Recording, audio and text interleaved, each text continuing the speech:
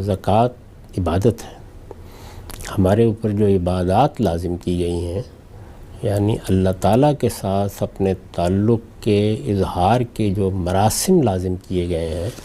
ان میں جس طرح نماز ہے، جس طرح روزہ ہے، جس طرح حج و عمرہ ہے، جس طرح قربانی ہے، اسی طرح زکوٰۃ بھی ہے۔ تو زکوٰۃ اپنی اصل کے لحاظ سے عبادت ہے۔ ایک بندہ مومن کی حیثیت سے اللہ تعالیٰ نے ہم پر لازم کر دیا ہے، یعنی ہمارے پروردگار نے لازم کر دیا ہے کہ اپنے مال کا ایک حصہ ہم معاشرے کا حق سمجھ کر معاشرے کے سپرد کر دیں، اللہ تعالیٰ کے سپرد کر دیں۔ ظاہر ہے اللہ تعالیٰ کے سپرد تو آسمان پر جا کر نہیں کریں گے، اس دنیا میں جو اجتماعی نظم قائم ہوتا ہے اس کے سپرد کر دیں۔ اگر اجتماعی نظم قائم نہیں ہے یا وہ اس کا مطالبہ نہیں کر رہا تو پھر اپنے طور پر لوگوں تک اس کو پہنچانے کی کوشش کریں، لیکن اس دنیا میں جو اللہ تعالیٰ نے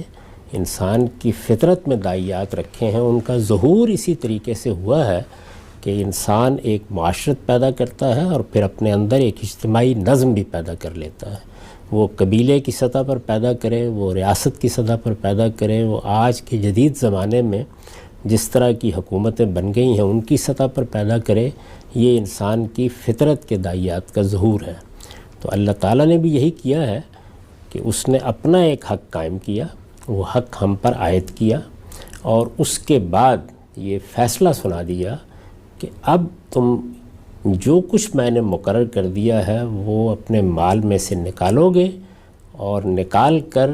گویا تم میری عبادت کر رہے ہو، میری بارگاہ میں پیش کر رہے ہو، لیکن عملاً اپنے نظم اجتماعی کے سپرد کر دو گے۔